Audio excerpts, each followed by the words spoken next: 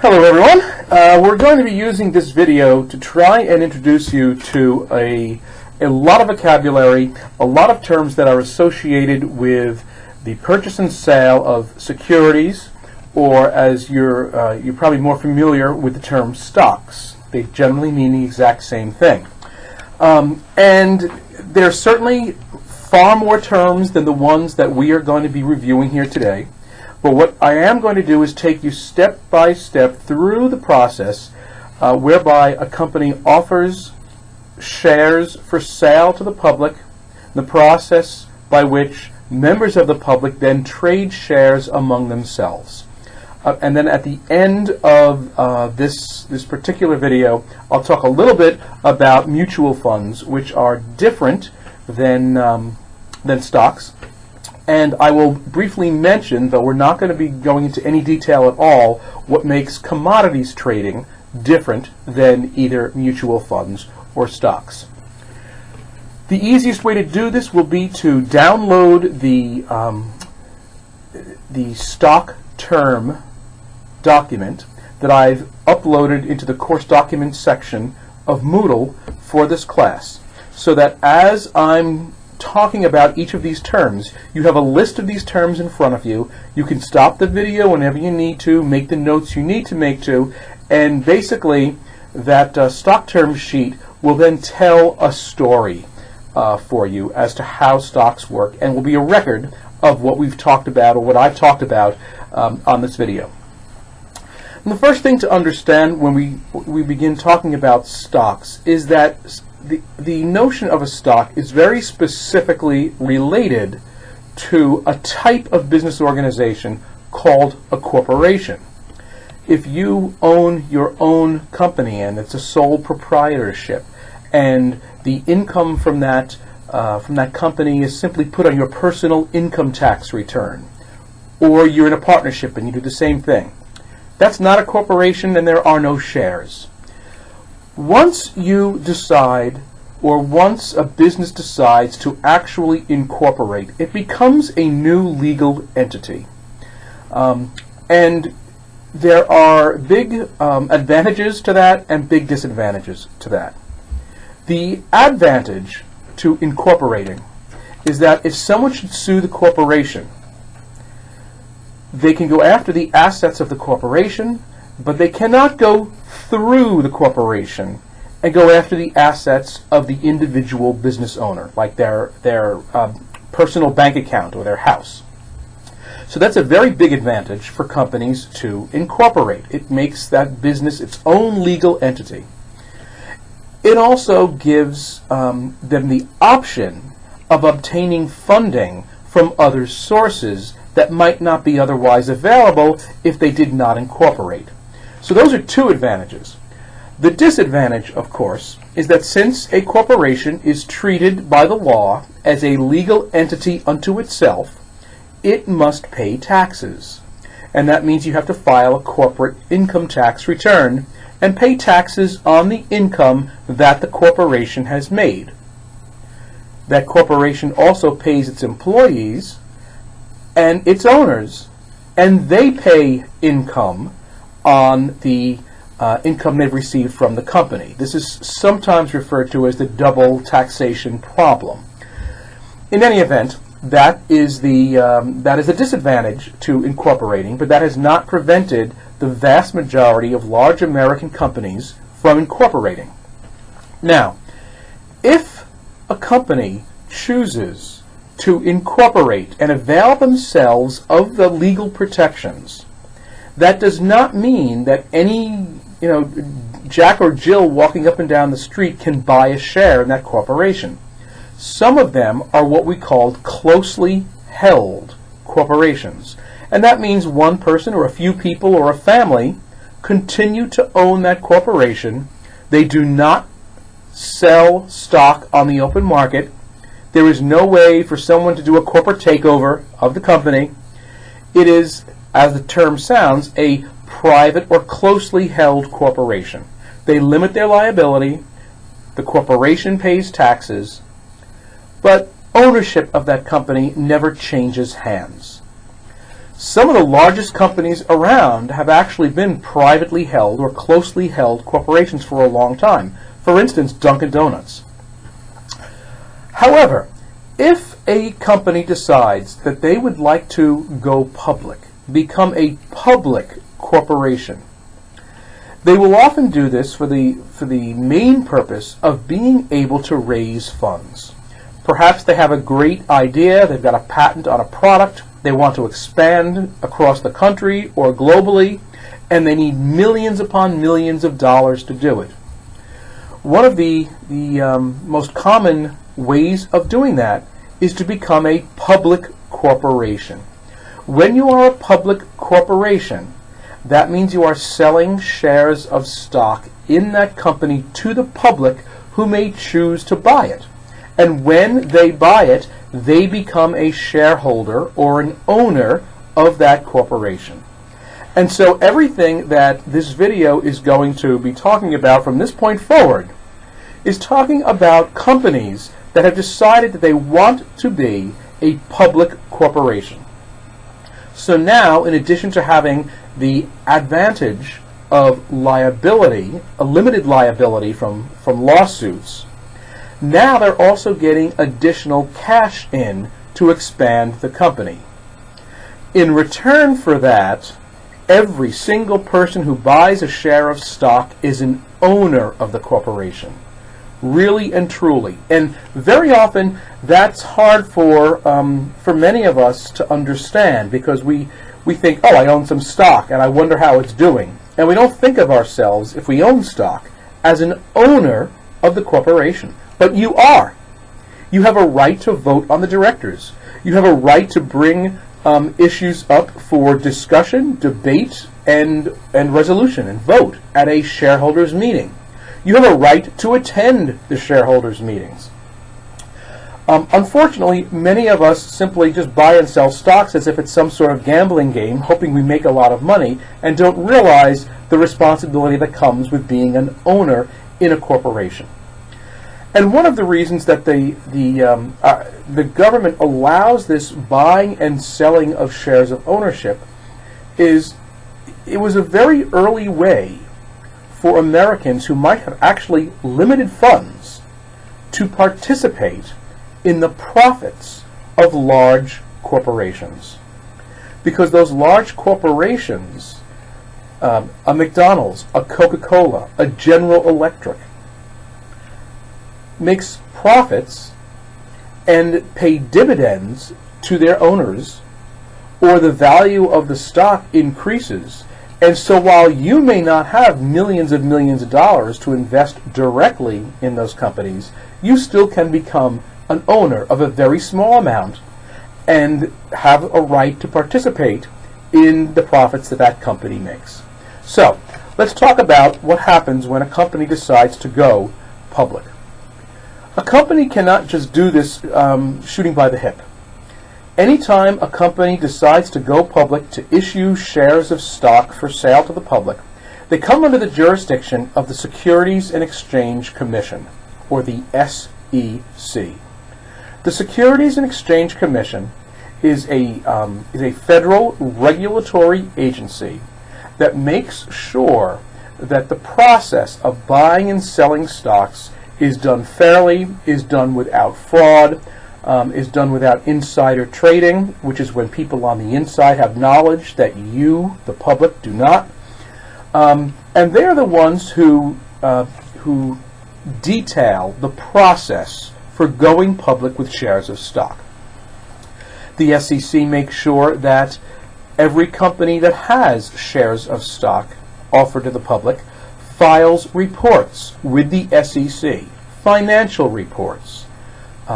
These have an alphabet soup type of nomenclature, 10Ks and Qs, and but they're all wrapped up in an annual report that must be filed, so that everyone buying stock can see the balance sheet, the income and expense statement, the cash flow statements, the auditor's response to their going over the company's books. All of this must be filed with the SEC and available for public scrutiny. And they're available on a website called the Edgar Files. And Edgar, which is what everyone refers to it as, is simply an abbreviation for Electronic Data Gathering, Analysis, and Retrieval. Electronic Data Gathering, Analysis, and Retrieval. It's a system that enables you to go to see the financial condition reports, auditors' notes of any company that is publicly traded. The SEC is the agency that watches over all of this. When a company decides to go public, one of the first things they do is they announce their IPO, their initial public offering. This is the first time a company says, we're going public, we're going to allow members of the public to buy shares of our company, we're going to raise money, but we're going to lose a little bit of control because they all become owners. And those of you who are watching this in the fall of 2012, you probably remember it was only several months ago when Facebook decided to go public. And rather than be a closely held corporation, they decided to sell shares of stock on the open market to allow the public to become owners. They needed to file an IPO and make this announcement. In addition to the IPO, which is a relatively short announcement of what it is they're going to do, they had to develop something called a prospectus.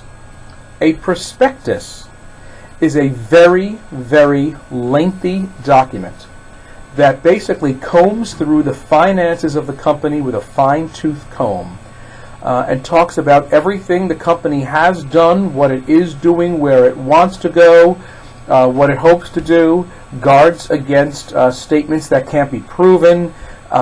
So again, an investor can get a full sense of what are they getting into if they buy this.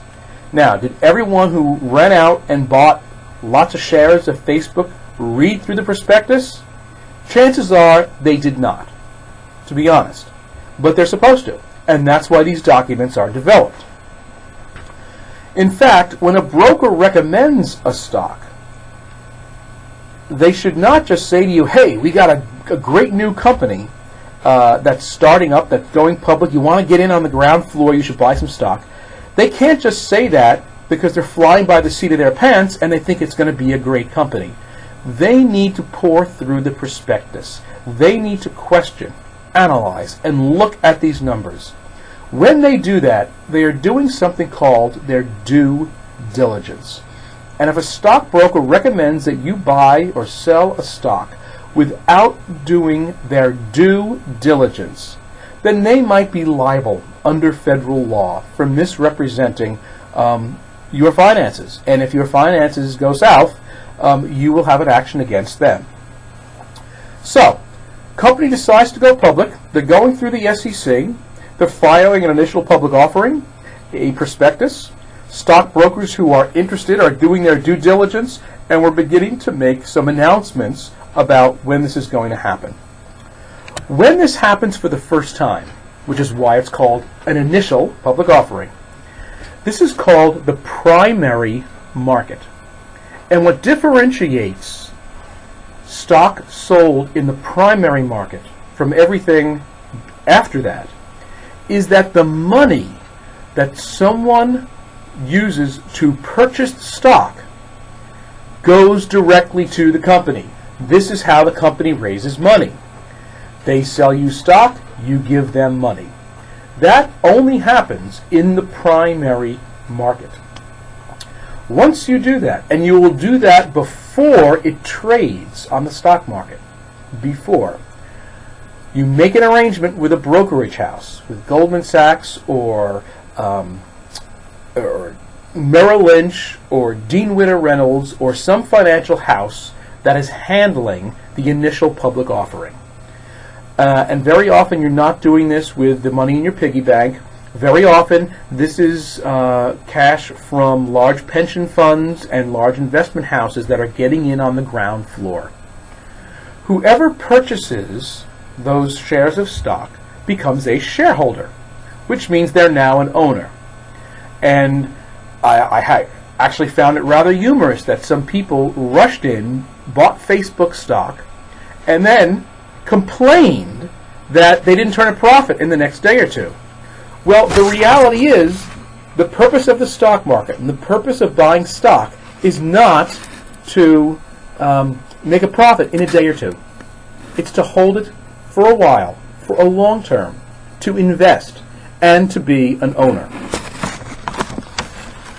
Some people don't see it that way, and they lost a lot of money because the value of the stock actually went down after they purchased it, and they were hoping that it was going to go up in a day or two, and they could sell it and walk away from it. So, they're now owners of Facebook. They're now owners of a corporation. They are shareholders. Now, when you purchase stock, stock often comes in one of two different styles. 95% of all the stock that is purchased is called common stock. It's the typical form of stock. And what that means is, as a shareholder and as an owner, you have the right to vote, as I discussed earlier, on all the issues that take place. About 5% of stock that's issued is called preferred stock. And preferred stock means that if the company only makes a little bit of money and is only going to give dividends to a few people because they can't afford to give it to all the owners, they'll give it to the preferred shareholders first. In return, preferred shareholders do not have the right to vote on company issues or at the shareholders' meetings or for the board of directors. So you can buy preferred stock so that you can increase the chances that you'll get a return on your money, but you lose all say in the company. 95% of all stock that is issued is simply common stock, and you won't even have the possibility of choosing preferred stock anyway. So, the initial public offering happens, stock is purchased, it hits the market, the money goes to the company, and the company is now swimming in millions of dollars to expand and do all the things they wanted to do that led them to go public in the first place. So now you're an owner. What if you decide you don't want the stock?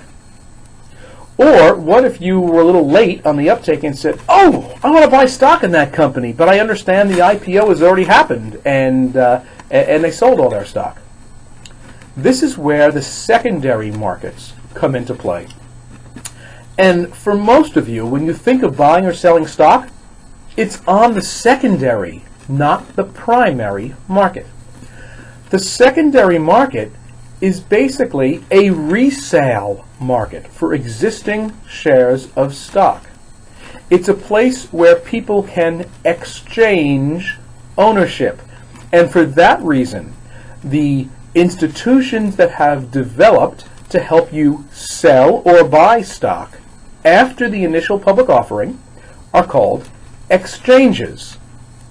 Those exchanges are the Amex, the American Exchange, the New York Stock Exchange, and you've probably heard of NASDAQ, the National Association of Security Dealers Automated Quotations. You don't need to know that, but that's what it stands for, NASDAQ. Those are the three biggest in the United States: New York, American, and NYNEX. NYNEX is a telephone company. NASDAQ, excuse me. And those who want to buy and sell, if I want to sell my stock, how do I know that you, my online student, how do I know that you want to buy it unless we had a direct email exchange? How do I know that someone in California wants to buy the stock that I want to sell? How do I know if I want to buy a share of stock? How do I know that there just happens to be someone sitting in Germany who wants to sell their share of stock in that company? That's what the exchanges are for. It's where everything comes together in a very automated fashion.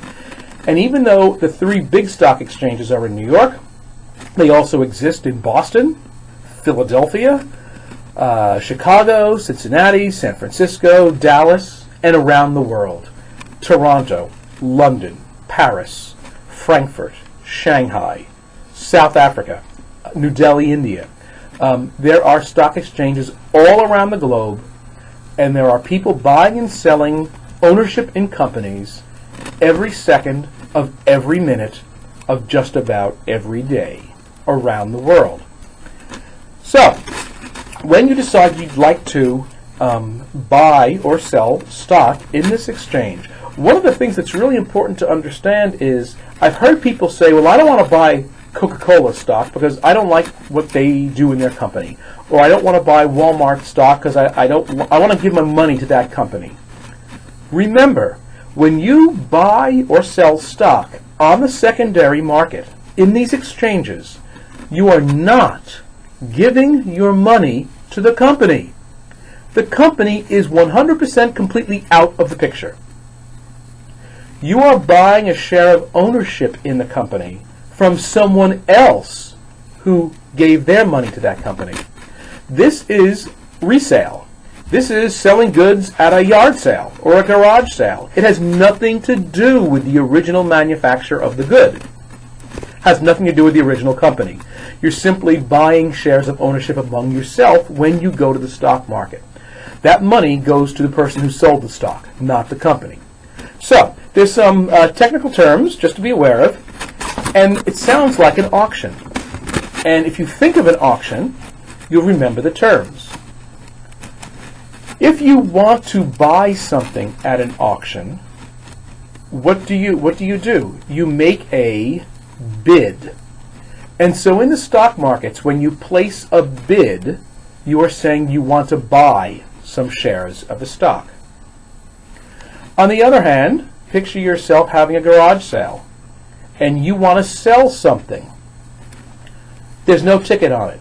Someone comes up to you and says, what are you asking for this good?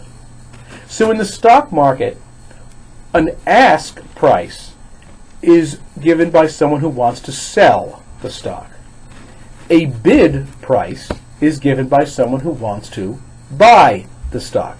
So it's buy and sell, but they're saying bid and ask instead. And if you read the stock columns in newspapers and financial papers, those are the words that will be used, bid and ask. And you can say, I want to sell this so badly, or I want to buy this so badly, I don't care what the price is, just give it to me now. That's called a market order. You place no limitations on it whatsoever. I want to buy 20 shares of Harley Davidson, period. Market order. And in all likelihood, that will be fulfilled, and you'll get your 20 shares of Harley Davidson. But the smarter thing to do, in most cases, is to place a limit order, which means you're giving additional instructions as to the maximum price you're willing to pay if you're buying a stock, or the minimum price you're willing to accept if you're selling the stock. So if I was selling stock in Southwest Airlines, I might place an ask price with a limit of $20, meaning I want to sell my stock in Southwest Air, but I'm not accepting anything less than $20 for it. Now, if that's what I put into the system, and every single other person in the system says, I want to buy Southwest Air stock, but for not a penny more than $19.99, nothing is bought, nothing is sold. There is no execution of any sales whatsoever. If these people placed market orders instead, there would be a sale, because now you're not limiting the amount of money you're willing to receive or pay in order to get or get rid of that particular stock. And when you place this order at the exchange, even though you're used to using company names, Dick's Sporting Goods, Target, those aren't the names that are used at the stock exchanges.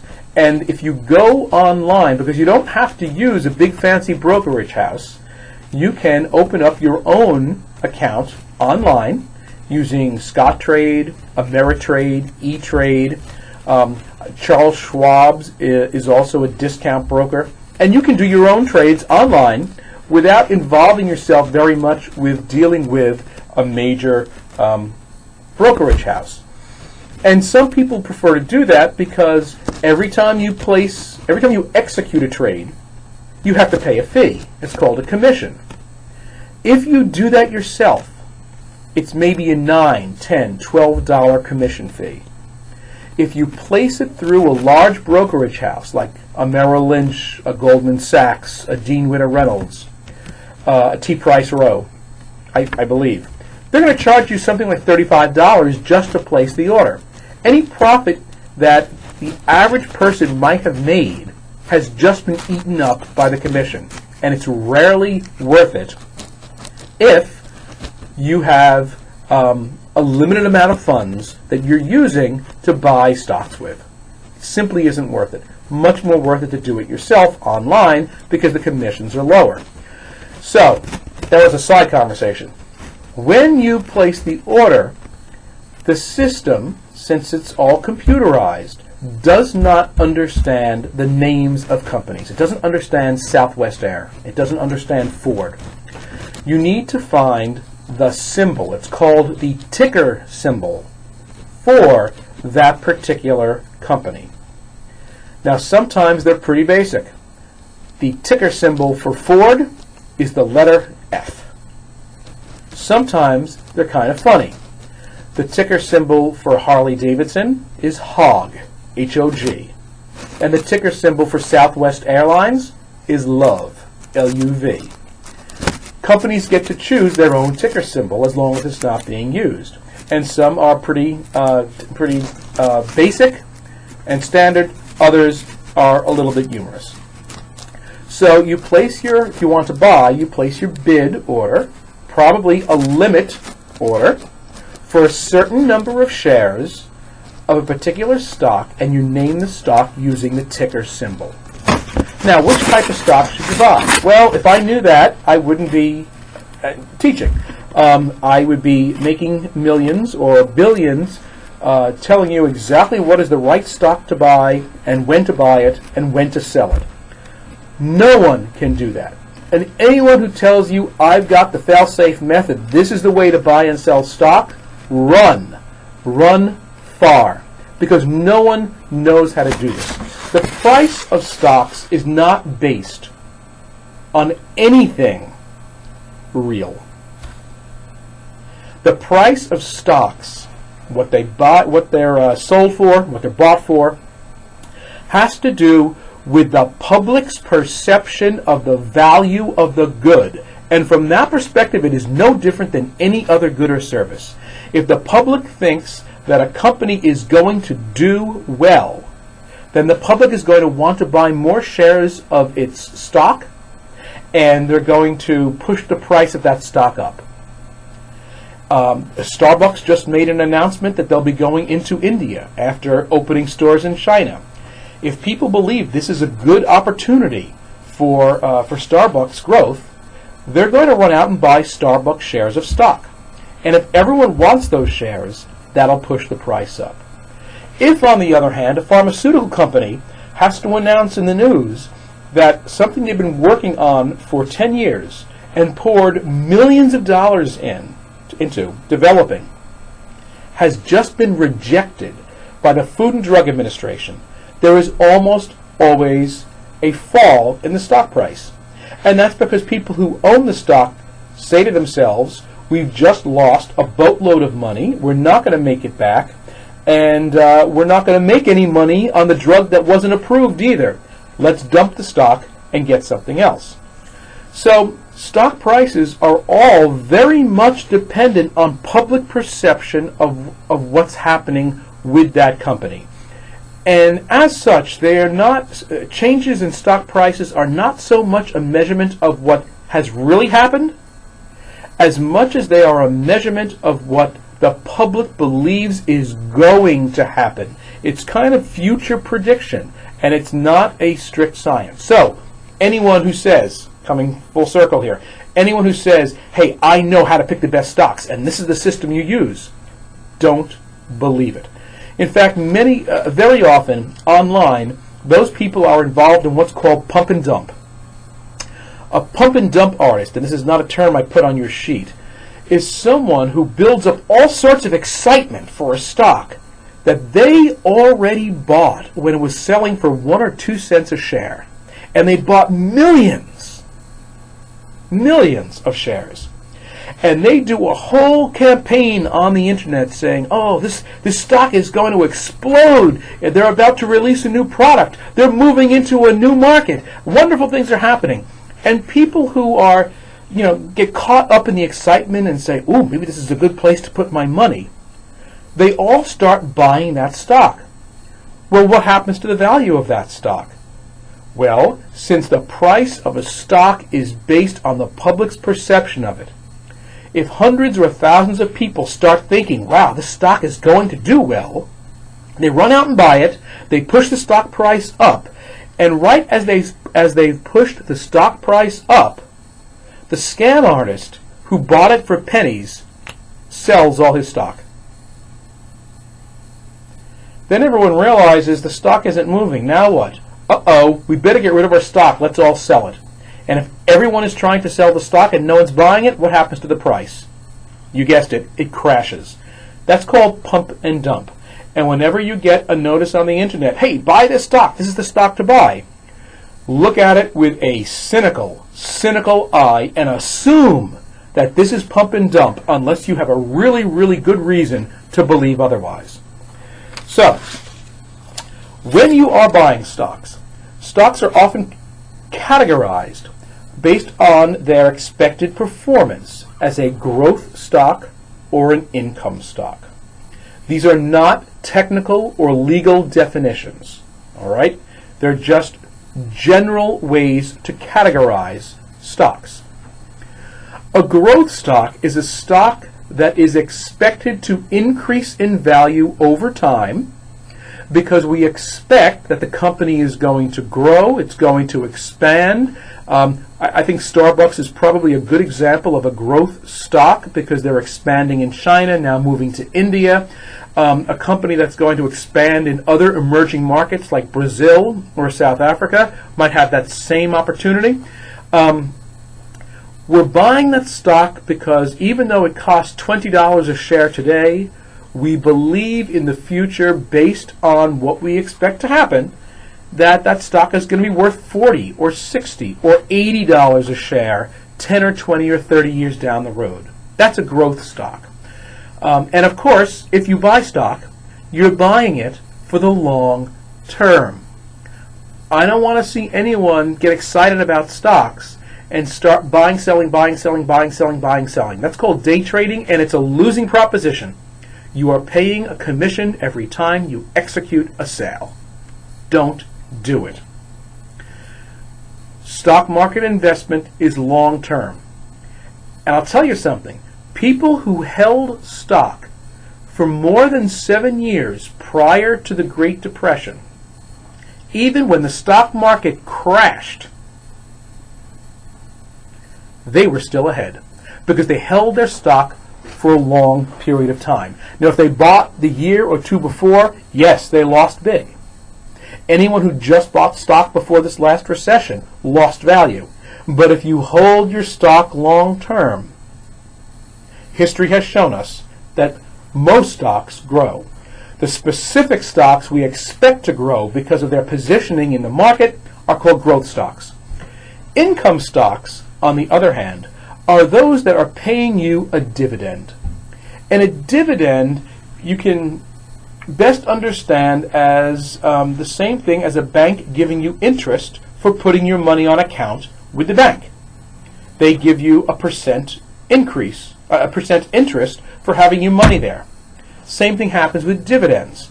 The company pays you a dividend, a certain percent, based on the amount of money you have invested in the company and based on the amount of profit they have made that quarter. And dividends are very often paid quarterly. Do companies have to pay dividends? No, they do not. And many companies do not pay dividends, especially smaller ones that are saving all of their profit in order to do future expansion. But those that do, if a stock is paying on a regular basis a 3, 4, 5, 6, 8% dividend, when you can only get 1% or less in your bank, that is called an income stock. it might be a place to put some cash, might be a place to put some cash that you don't need immediate or ready access to, because the return you're getting is greater than the return you're going to get by having it sit in the bank account. That's one possibility to consider. So those are growth stocks, income stocks. Another way that stocks are sometimes characterized are to be called blue chip stocks. And blue chip simply means, if you've ever played poker, the blue chips are worth the most. They're the most valuable chips in a poker game. And they're called blue chips because they're considered to be the biggest, the best, the most reliable companies. You can always count on them turning a profit and doing okay. And as a general rule, you don't worry about their success. Coca-Cola might be considered a blue chip stock. Now, you may have heard of the Dow Jones Industrial Average, or the Dow. The news media will say the Dow dropped 30 points today. The Dow surged 250 points today. The Dow Jones Industrial Average, or the Dow as it's called for short, is simply an ongoing index, an ongoing average of the changes in price of the 30 biggest and most important industrial blue chip stocks in the United States. And if the 30 biggest industrial blue chip stocks are all rising, that's a signal to the market that investors believe that things are doing well, things are getting better, we've got a rosy future. If the Dow continues to drop, that is a signal that investors and bankers and people with their pension plans involved in the stock market are saying, I'm not sure about where the future of all these companies are going. And so that's one measurement that many people will look at to see what's happening with the economy. That's the Dow, or the Dow Jones. Sometimes if you want to see a broader indication rather than just the top 30 industrial blue chip stocks, you look at the Standards & Poor 500. It's just another company, Standards & Poor, that has an ongoing average of the 500 biggest companies. And if you're not interested in big companies, but you want to see how all companies are doing, especially the smaller ones, then you'll look at what happened to the NASDAQ average. Because the NASDAQ, as an exchange, tends to emphasize smaller and newer startup companies. You may also hear of something called a stock split. If you're buying stock and you get a stock split, good for you. What a stock split means is that the company has decided that the value of their stock has gotten so high that they would like to, and very often this happens because the value of the stock has gotten so high that many people are unable to buy it. So the company decides, for every share of stock you have, we will now issue you 2 shares automatically, or 3 shares automatically. That would be a 2-for-1 stock split or a 3-for-1 stock split. And the reason they would do this is because they're hoping, by doing this, that with more of anything on the market, doesn't matter what the good is, more of anything, the price of that good will come down. So Harley-Davidson does this every few years on a regular basis. The stock may originally sell for $30 or $40. People like Harley. They see it as a blue chip stock. A lot of people buy it, and the price of the stock increases all the way to $50, $60, $70, $80, $90. And at that price, many people say, you know, that's too expensive to buy. I don't think it can go much higher. I'm not going to put my money there. So Harley splits their stock. And if you had 2,000 shares of Harley stock, on the day of the split, you now have 4,000 shares of Harley stock. The price will probably tumble back to a lower level, like $30 or $35 or $40. But since you're holding it over time, 5, 6, 7, 10 years down the road, the price of those stock shares are all back up at $70 or $80. So stock splits are very healthy. It's something you certainly want to look at, If you're looking at a stock to buy, if they have regular splits, that tells you that the value of the stock continues to increase on a regular basis. Having said that, don't forget what I told you. No one can tell you what is the stock to buy or when to buy it or when to sell it, including me. So, that's an overview of the most basic stock terms that you're going to need to know for this lesson, and I'm going to be giving you additional readings as well.